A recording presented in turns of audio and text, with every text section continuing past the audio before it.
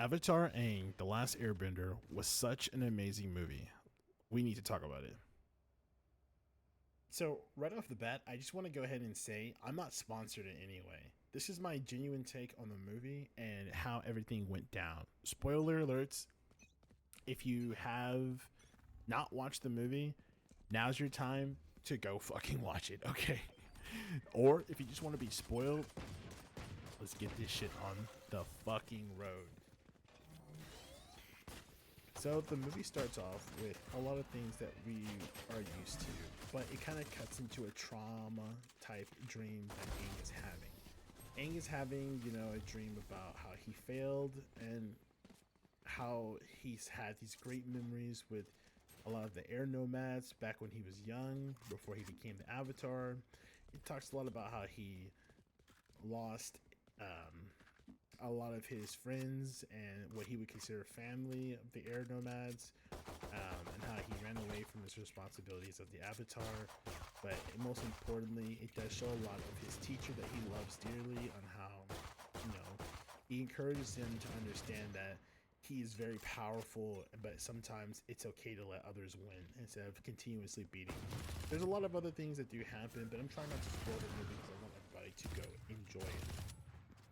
They talk a lot about that, and honestly, it's really heartwarming and touchy. And then, of course, we start to cut into the trauma where basically he's hearing all of them scream his name as he sees fire engulfing the air nomads. He's witnessing very, gruesome things happening. People are screaming his name. Where's the Avatar? Yada yada yada. He wakes up from this dream, and Aang is visually having PTSD. And honestly, it's very sad to see, because honestly, Aang literally probably does have PTSD. He literally fought in a war as a kid, and he had to learn all of this stuff by himself in the show. So honestly, Aang literally does have PTSD, and it's really sad to see that. But it's what builds his character and what makes all of us love him so much. So during the part two, we also he cuts into a scene where we see Aang after he wakes up and all of that. We see him with of course his air bison, yeah, Yappa. We always see all of this, and he goes to the air nomad temple, the old one, and he brings artifact. He's been collecting these artifacts. He brings it there to put with the other artifacts that he's collecting.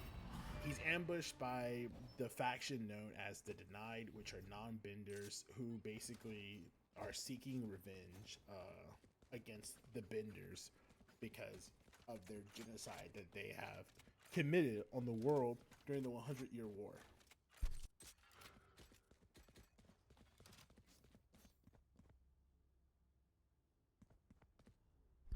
Aang, of course, beats them up and he holds back, but to the extent where he underestimates them. They end up taking what they wanted and what they needed from Aang, which were the artifacts, which leads to a specific weapon that the Denied are looking for. Aang does, almost gets himself killed by protecting one of the people, a girl who is a part of the Denied. And so he basically uses his avatar form to protect her, and also he uses it to stop the structure from completely falling, because Denied end up shooting a bomb into the temple. And they say don't do that, but dumbass does it anyways, and the temple comes crashing down, and Aang saves the girl who's up there with them, trying to tell her that what they're doing is not worth it. Anyways, we go ahead and skip towards the past, we skip towards the future, basically where Aang doesn't pursue them, by the way.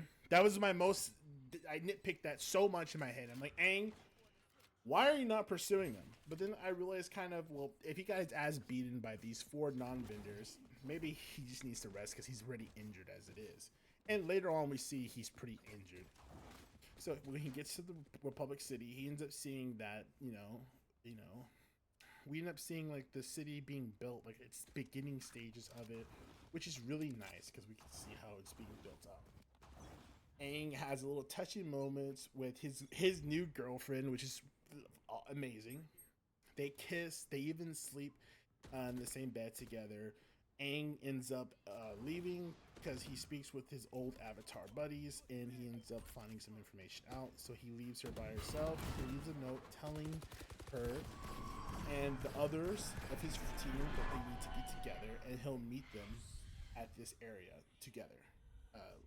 They all need to meet him there, and it introduces us to all of the characters that we love. And honestly, it's phenomenal seeing everyone again. And Firelord Zuko, hilarious moment. We get to see Firelord Zuko and all the bureaucrats with the Imperial Palace and everything. It's honestly really funny. It's really great to see, though. It's really great to see Firelord Zuko is not no hard ass. He's still the guy that we love and know. Now we do get to see everybody in these little moments where they're receiving all of their letters from the Avatar, and honestly, we see so much fun stuff. I think the best part that took away on who has the most power out of the group has to be Toph.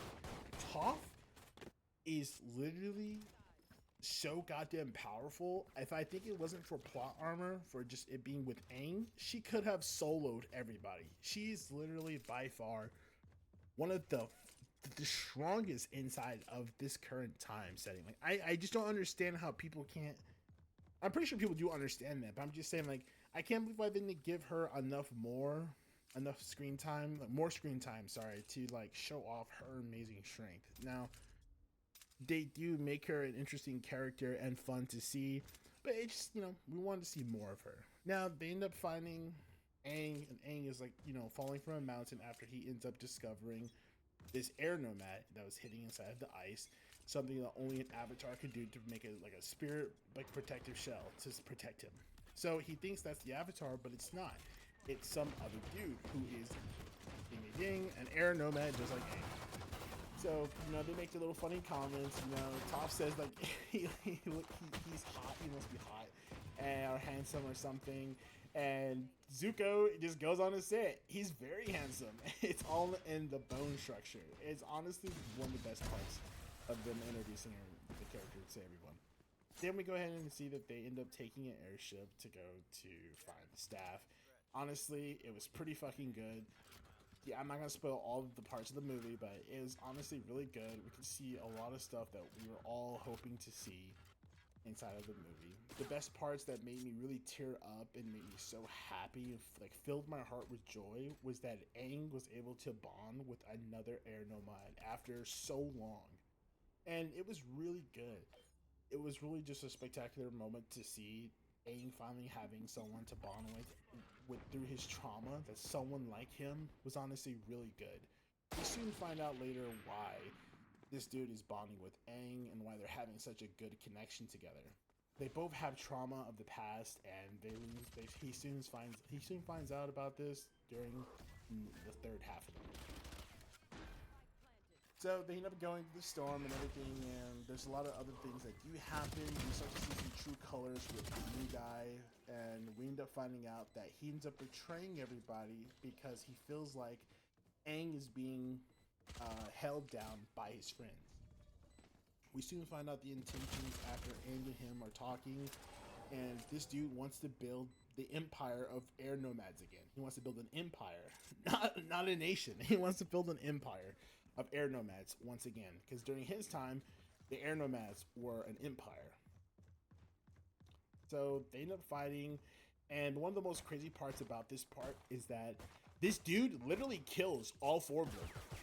Yeah, I'm not even joking. Somehow he kills all four of them, and I'm not just saying that he kills them. I mean, he actually kills them.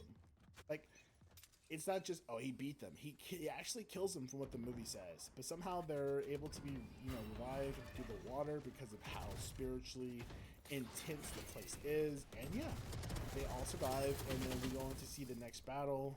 And honestly, everything else from there is pretty good. The movie ends with the really, really good stuff. The takes of the movie is really nice. I like how they add a lot of characters from the show into the movie. referencing a lot of key moments that we all love to see. The ending of the movie really made me cry. There's just a cool moment between Aang and the guy, which really just makes everything so good. It makes me want to cry, but I have to laugh instead of crying.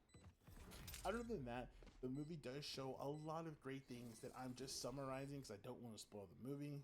Everything is just really good. I think everybody should go and watch it and have a good experience for themselves. Other than that, I appreciate all of you guys watching this video. I appreciate you so much. Come back again, guys. I'll be making another video like later. This is honestly a lot for me, and I'm just trying not to get overstimulated. But have a good one, guys. Take care.